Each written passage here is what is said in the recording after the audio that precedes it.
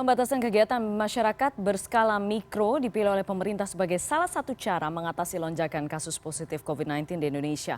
Pusat memberikan panduan, tapi aturan turunan dikembalikan kepada daerah masing-masing. Cara ini mendapat kritik, terutama dari kalangan tenaga kesehatan. PPKM Mikro dinilai gagal mengatasi persoalan utama pandemi, yaitu pergerakan manusia dan kedisiplinan. Kita bahas malam ini bersama para narasumber sudah bergabung secara virtual. Wakil Gubernur Jawa Timur Emil Dardak. Mas Emil, selamat malam. Selamat malam. Ya, terima kasih sudah bergabung. Ada juga epidemiolog Pandu Riono. Pak Pandu Riono, selamat malam. Selamat malam, Mbak Putri. Terima kasih atas Selamat malam, Mbak waktunya, Evan. Bapak-bapak sekalian. Saya ke Mas Emil terlebih dulu. Pertama-tama, saya tanyakan dulu bagaimana kondisi Ibu Khofifah, Mas Emil. Alhamdulillah sejauh ini kami memantau Ibu Ya. Nur dalam keadaan tanpa gejala. Dan tadi melalui WhatsApp masih berkoordinasi dengan tim kuratif untuk memantau pelaksanaan penanganan COVID yang sudah direncanakan. Ada beberapa agenda yang diwakilkan kepada kami tadi, seperti penerimaan dukungan logistik dari salah satu perusahaan yang ada di Jawa Timur. Dan ya tentunya kita optimis, ini sebenarnya sudah pernah terjadi. Jadi di Januari saat terjadi lonjakan kasus di penghujung tahun 2020 dan awal 2021, kita juga menghadapi situasi di mana Ibu Gubernur terkena COVID, tetapi beliau meneruskan koordinasi secara online dan alhamdulillah pemerintahan tetap berjalan dengan baik dan mudah-mudahan kita bisa melalui itu dengan baik juga kali ini. Iya, kami ikut prihatin, Mas Emil. Mas Emil, begitu juga dengan zona merah dan oranye yang meningkat di Jawa Timur 1,5 kali lipat. Sudah dievaluasi, Mas Emil, apa penyebabnya? Sudah berkoordinasi dengan kepala daerah di masing-masing wilayah tersebut, paling tidak 3 ya, Ponorogo, Ngawi, dan Bangkalan. Ya, sebenarnya yang lebih spesifik Ngawi waktu itu kita mengobservasi adanya kenaikan kasus, kemudian dilakukan penanganan-penanganan, bahkan ada yang disebut sebagai PPKM Mikro yang mana diidentifikasi titik-titik kecamatan, kelurahan yang kemudian menjadi titik-titik rawan, dilakukan penanganan yang lebih terfokus. Kita lihat sekarang walaupun zona merah justru penyumbang terbesar hari ini adalah Bondowoso, kemarin Banyuwangi, bahkan Bangkalan sudah turun ke nomor 2 atau nomor 3 gitu. Jadi kasusnya sampai menyentuh 100 sehari, sudah sekarang di kisaran 60-an ya. Kan 58 kalau tidak salah tadi. Jadi ini kasus kita tidak bisa hanya fokus kepada zona merah saja. Sebenarnya zona-zona orange ini juga menjadi perhatian kita karena memang kan tiap hari Selasa tuh zonanya diupdate. Maka kita pokoknya tiap hari kita selalu observasi, termasuk di Banyuwangi juga langkah-langkah yang diambil untuk mengantisipasi lonjakan kasus seperti memfungsikan gedung BKD oleh pemerintah Kabupaten Banyuwangi. Jadi tentunya kita memantau dan di mana misalnya Ngawi mereka butuh dukungan untuk menyediakan tempat isolasi atau disebut sebagai semacam rumah sakit lapangan, maka pemerintah provinsi memberikan dukungan sesuai dengan apa yang dibutuhkan masing-masing bupati. Mas Emil, mengutip Presiden Jokowi yang baru saja tadi juga memberikan ultimatum, karena beliau mengatakan percuma kebijakan pusat kalau di lapangan di bawahnya nggak jalan. Persisnya apa yang Anda temui di bawah, Mas Emil? Penerapannya, kesulitannya apa? Memang variatif gitu ya. Ya misalnya, tapi kemarin itu misalnya ada yang mengatakan, jadi gini, pada hari Minggu kemarin ya, kami terjun ke kecamatan-kecamatan zona merah di Bangkalan. Karena begini, penyekatan itu di Suramadu kan tidak sustainable. Kalau kita lakukan terus-menerus maka akan terpukul luar biasa penghidupan masyarakat kecil. Maka pada saat itu kita berusaha melihat apakah effort untuk melakukan penanganan terfokus, terlokalisir ini beneran jalan atau cuman di atas kertas. Maka tapi pada saat kami turun, kami lihat betul bahwa masyarakat dengan adanya dukungan pasukan TNI Polri yang camping di sana sebagai penyuluh masyarakat, itu ternyata mereka kayak ada yang tinggal di halaman SD, camping di sana. Itu ternyata membuat masyarakat lebih tergerak untuk sadar. Jadi pada saat kami ke Kecamatan Geger, Arosbaya, itu kami melihat bahwa di sana masyarakat tidak terlalu ramai di jalanan itu, sepi sekali, bahkan belum sangat sepi, dan yang ada di luar pun mengenakan masker. Jadi stigma yang melekat bahwa di sana itu cuek bebek ya terhadap COVID-19 itu tidak terbukti pada saat kami turun. Dan kami turunnya inkognito. Jadi terus terang kami hanya ngajak satu kiai muda dan dia mengontak salah satu kepala desa untuk ketemu dengan saya dan dia nggak bilang bareng saya gitu. Dan saya hanya ngajak satu mobil lagi.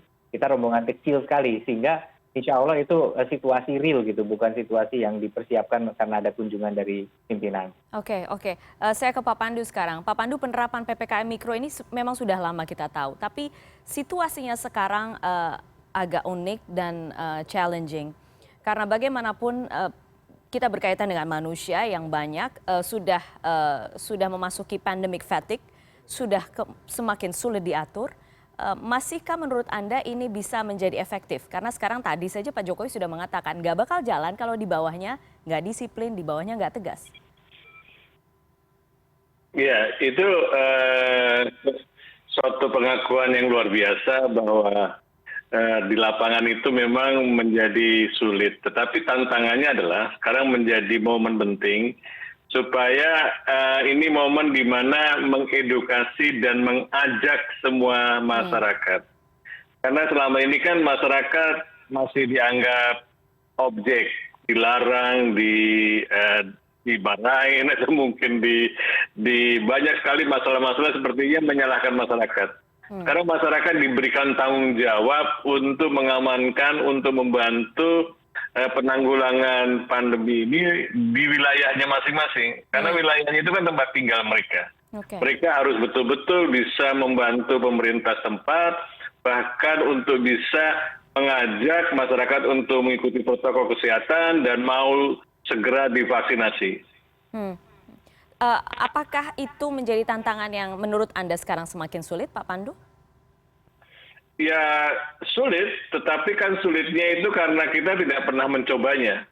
Karena terlambat gitu ya. Tapi sekarang situasinya semua masyarakat sudah memahami karena ada anggota keluarganya, ada temannya yang kena dampak dari COVID ini. Jadi mereka sadar bahwa suatu ketika mereka akan bisa kena juga gitu. Yang selama ini mereka menganggap tidak akan kena atau merasa COVID itu sebenarnya tidak ada, dibuat-buat, disengaja. Dengan kenyataan yang real ini bahwa mereka betul-betul harus berubah. Dan perubahan ini bukan dipaksa saja dari pimpinan atau dari pemerintah, tetapi dari mereka sendiri. Dan yang saya sedang adalah seperti di Madura itu melibatkan tokoh-tokoh masyarakat. Jadi tokoh-tokoh masyarakat sebenarnya sangat potensial dan selama ini belum dilibatkan aktif untuk terus didorong untuk bisa mengedukasi masyarakat. Oke, menarik itu soal tokoh masyarakat, kemudian tokoh agama yang juga bisa menjadi kunci untuk menangani pandemi. Kita bahas itu setelah jeda, Bapak-Bapak tetap bersama kami di CNN Indonesia Newscast.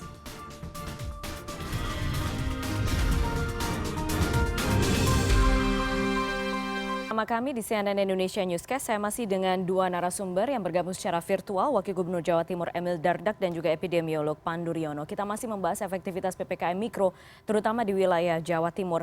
Mas Emil, salah satu daerah Banyuwangi itu informasinya klaster kerumunan atau hajatan itu lumayan tinggi.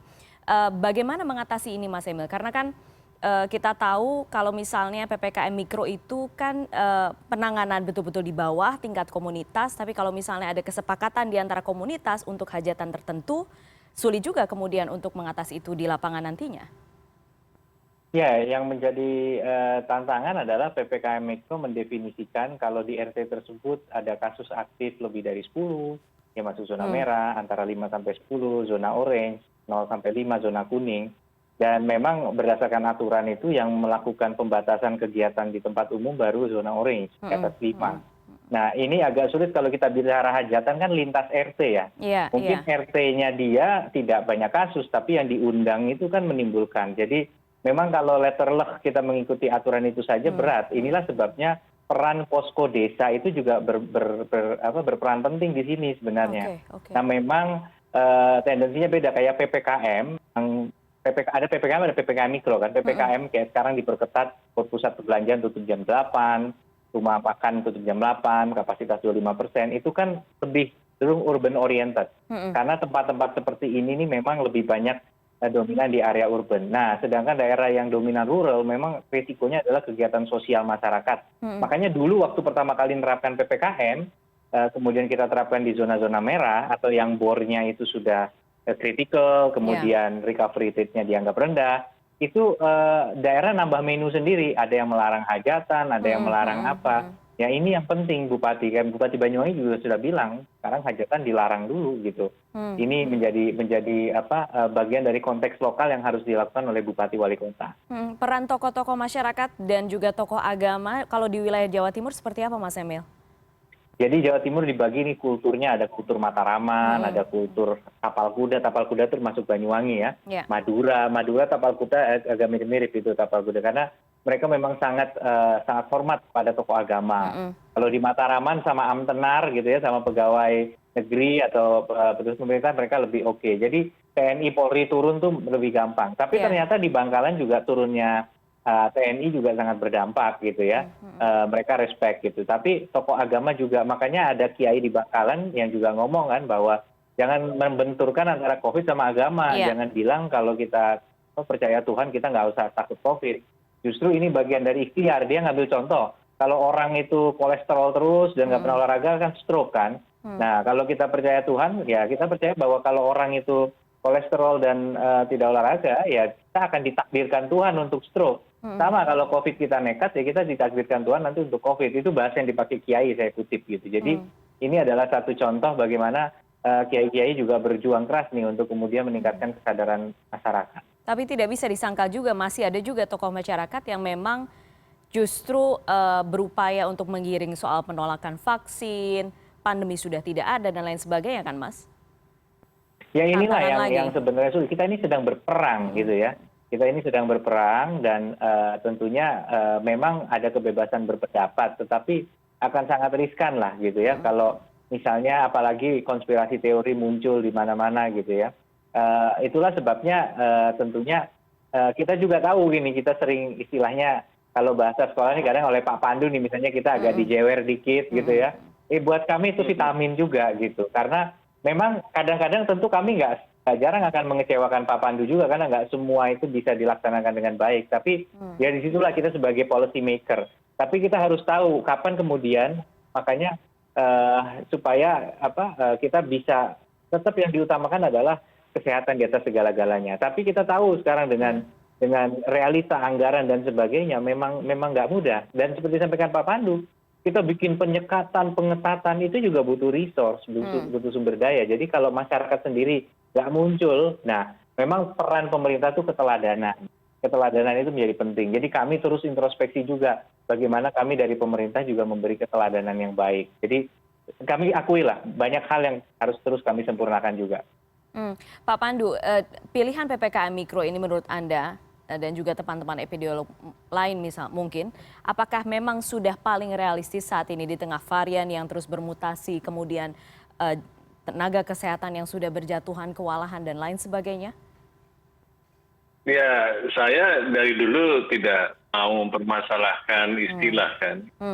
Karena istilah PPKM Mikro, istilah PPKM, PSBB, karantina wilayah, itu seperti Pak Jokowi bilang esensinya adalah supaya penduduk tidak bergerak. Jadi dengan pergerakan penduduk itu yang akan membuat masalah menjadi virus jadi ikut pindah, ikut bergerak menular pada yang lain. Sebenarnya mudah kalau kita berhasil membujuk masyarakat atau masyarakat sadar supaya tinggal di rumah selama satu periode tertentu, maka sebenarnya virus juga tidak akan bergerak menularkan. Itu yang penting bahwa esensinya dimaknai dan bisa diimplementasi di lapangan. Orang meragukan PPKM karena selama ini kan PPKM seperti hanya indah di atas kertas, tapi di lapangannya kurang termonitor dengan baik atau sulit diimplementasikan. Atau mungkin juga tidak diimplementasikan. Celahnya di mana saja Pak Pandu menurut Anda? Ya celahnya adalah kadang-kadang kalau kasusnya menurun itu dianggap sudah selesai gitu. Padahal itu suatu ancaman saja bahwa suatu ketika akan meningkat lagi dengan adanya varian baru. Itu yang seharusnya menyadarkan bahwa sekarang kondisinya berbeda sekali. Karena kalau kita lengah, itu peningkatannya akan drastis seperti sekarang. Semua negara ketakutan dengan adanya varian Delta ini. Bahkan beberapa negara sudah mempersiapkan kemungkinan ada gelombang ketiga yang jauh lebih dahsyat. Oke, Mas Emil, kita tahu pandemic fatigue sudah sudah dialami oleh masyarakat saat ini. Mereka sudah lelah dengan pandemi yang nggak selesai. Jadi sekarang tantangannya adalah kondisi semakin gawat, tapi masyarakatnya tidak merasakan kegentingan itu. Padahal pendekatan persuasif kalau misalnya dikatakan memang harus dilakukan, kan juga berkejaran dengan waktu sekarang, Mas Emil. Oke, kita berhadapan dengan dua hal. Pertama, apakah kemudian jadi gini, masyarakat itu kan juga punya level of adaptasi, mereka beradaptasi, kemudian jadi mungkin masyarakat mulai ngukur gitu, kira-kira tingkat aman seberapa. Jadi nggak loss begitu amat, tapi memang varian yang lebih menular ini itu mungkin membutuhkan tingkat intensitas prokes yang lebih tinggi lagi gitu. Itu satu hal ya di satu sisi gitu. Jadi mengatakan bahwa, tapi yang kedua bahwa ada jeda antara tindakan dengan hasil gitu. Jadi kita juga melihat memang kasus sedang naik ini ya. Dan semakin tinggi kasus, semakin tinggi juga sebarnya gitu. Karena artinya banyak yang membawa. Nah makanya memang pada saat kemudian aktivitas ini slowing down, akan ada jeda, harapannya mulai kasus turun. Harapan kami Ngawi Ponorogo itu seperti itu gitu. Pak Bupatinya sendiri kan sekarang sedang positif COVID ya. Tapi sekali lagi ya itu, bahwa kita memang pandemic fatigue itu penting tadi, bahwa sebenarnya kita berharap ini jadi habit gitu. Bukan menjadi sebuah Beban ya. upaya yang sulit, tapi harus kita jadikan habit, kita jadikan budaya gitu. Jadi makanya istilah new normal itu atau adaptasi kebiasaan baru itu harusnya berlaku. Nah bedanya sekarang level adaptasinya kemarin disesuaikan dengan tingkat resiko, tapi sekarang dengan varian yang lebih menular ini menjadi tantangan baru. Seberapa nih kita harus beradaptasi? Levelnya ini kayak intensitasnya naik. Oke. Mas Emil, Anda ada kegiatan lagi, jadi terakhir silakan Anda menyampaikan pesan untuk masyarakat Jawa Timur, Mas Emil, untuk memastikan mereka terutama bisa mendukung PPKM Mikro. Karena sekali lagi PPKM Mikro aktif harus di tingkat bawah, semua harus menyadari dan disiplin. Ya, jadi PPKM Mikro ini tadi seperti saya katakan jangan hanya sekedar aturan gitu ya. Jadi tadi katanya aturan kalau nggak ditegakkan juga sulit, tapi tanpa aturan akan lebih nggak terkendali lagi. Memang penegakan hukum tidak bisa di semua penjuru. Ibaratnya sekarang kalau orang naik motor nggak pakai helm di jalan kecil, dia berani kenapa? Bukan karena nggak takut polisi, tapi tahu bahwa polisi nggak bisa mantau setiap penjuru.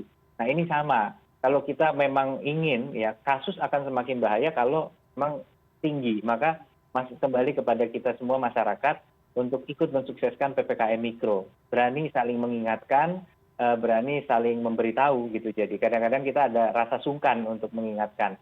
Terutama ketua RT yang sekian banyak di Jawa Timur, mudah-mudahan semuanya diberikan kekuatan dan keberanian juga untuk bisa ikut mensukseskan PPKM Mikro.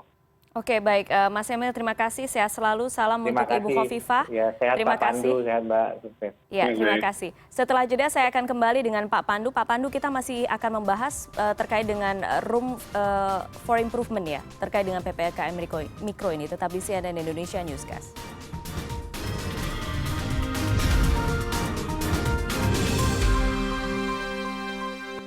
Terima kasih Anda masih bersama kami. Masih ada Pak Pandu Riono, epidemiolog bergabung secara virtual. Pak Pandu, di mana kita bisa memperbaiki PPKM Mikro ini? Sudah berlangsung sejak lama, kalau pengetatan sudah berlangsung sekitar 3 hari terakhir. Jadi di mana kita bisa menambal bolong-bolongnya, bocor-bocornya, Pak Pandu? Ya, pertama kita harus bisa mengimplementasikan yang digariskan bahwa banyak orang harus bekerja di rumah. Jadi bagaimana mengimplementasikan 75% penduduk, bukan penduduk tapi adalah karyawan untuk bekerja di rumah. Karena apa? Karena aturannya juga membingungkan. Antara yang hijau, yang merah 75%, yang orange 50%. Menurut saya jangan dibuat warna.